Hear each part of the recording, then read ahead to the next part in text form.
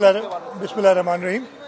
मेरी शहादत है आज ईद मिलादुन्नबी 12 रबीउल अव्वल की रात को यहाँ फैज़ान मदीना में महफ़िल मिलाद में शिरकत की है। उसके अल्लाह ताला ने शहादत दी है।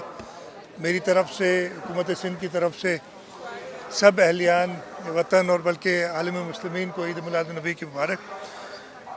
आपने ज़िक्र किया कल के जुलूस के बारे में।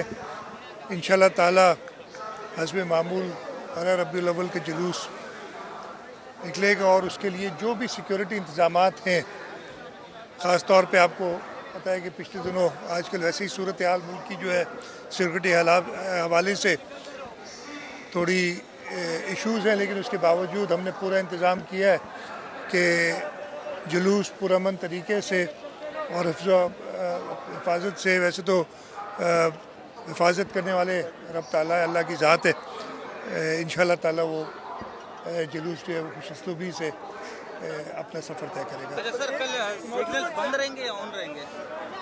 देखिए, ये मोस्ट प्रॉब्ली जो एरिया होगा ना उधर बंद रखते हैं, इसलिए कि सिक्योरिटी के हवाले से जो भी ज़रूरत होगी ना, इसलिए हमारी सबसे जो ज़्यादा प्राइम रिस्पॉन्सिबिलिटी वही है कि अमन व अमान बरकरार रखें। तो उस हिसाब से कैसा लगा, कैसा माहौल था?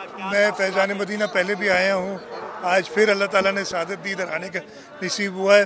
और एक जो ऐसी कैफियत हो जाती है यहाँ आके किसी भी हुजूर सल्लल्लाहु अलैहि वसल्लम के महफिल में शिरकत से, जो दिल और दिमाग को सुरूर महसूस होता है, वैसे ही लगा। सर, आज का मुबारक दिन है। गैर यकीनी सूरत हाल है मुल्क में, कहीं आईनी तरह नहीं, 12 रबीउल अव्वल है। सारे आलम मुस्लिमीन